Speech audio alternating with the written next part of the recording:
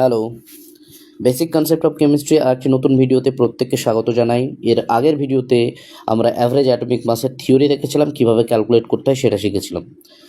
আজকে একটা নতুন কোয়েশ্চেন নিয়ে ডিসকাস করব। এখানে একটা কোয়েশ্চেন দেওয়া রয়েছে, given that the abundance of isotope Fe54, Fe56 and Fe57 আর 5%, 90% and 5% respectively, calculate the average atomic mass of iron.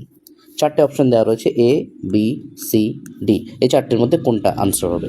তো আমরা ফর্মুলা জানি, average atomic mass equals to প্রত্যেকের মাস নাম্বার ইন্টু তাদের percentage, that is M1 P1, M2 P2, M3 P3। এইভাবে আমরা ফর্মুলাগুলো দেখেছিলাম, ঠিক আছে?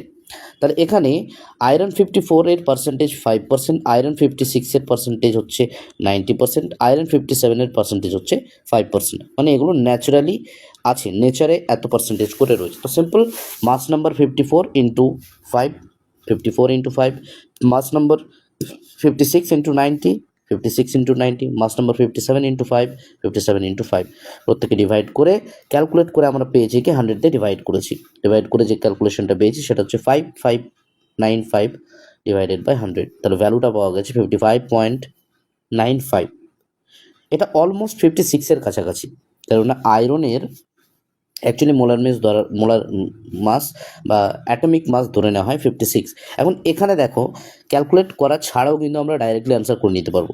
তার কারণ এখানে যে আইসোটোপটা 56 আইসোটোপটা রয়েছে, এটা নেচারে দেখুন সব থেকে বেশি অ্যামাউন্টে রয়েছে 90%। মানে যে অ্যাভারেজ অ্যাটমিক মাসের ভ্যালুটা বার হবে, সেটা কিন্তু 56-এর সব থেকে নিয়ারেস্ট ভ্যালুটা বার হবে, সব থেকে কাছের ভ্যালুটা।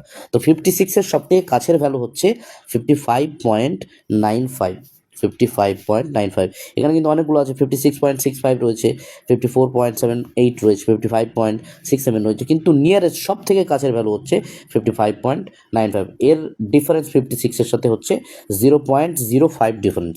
তো আমরা অপশান সিটাকেই কারেক্ট আনসার হিসেবে নেব। So the answer is 55.95। Thank you. ভিডিওটি ভালো লাগলে শেয়ার করে দিও প্রত্যেকের সাথে যাদের প্রয়োজন, এবং এরকম ভিডিও পেতে পেজটিকে ফলো করুন।